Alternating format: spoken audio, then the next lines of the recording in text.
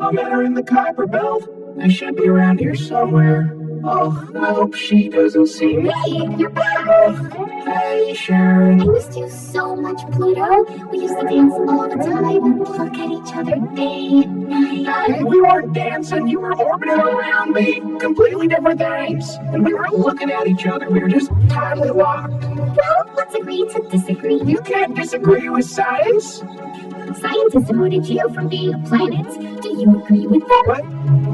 Point taken. What I mean is, all the other planets have boring orbits. The small planet orbits around the big planet, blah blah blah. But us, we orbit around each other. We're like the double planets. No. We are not a double planet. You are my moon. The thing is that you're a big moon, so your center mass isn't near my center, but instead it's a bit further away. What?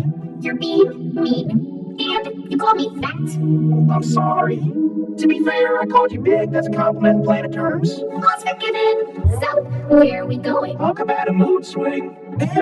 I'm looking for the dwarf planets. You know, since I'm no longer a planet and all that. Well, most of them are scattered around the Kuiper Belt, which is huge.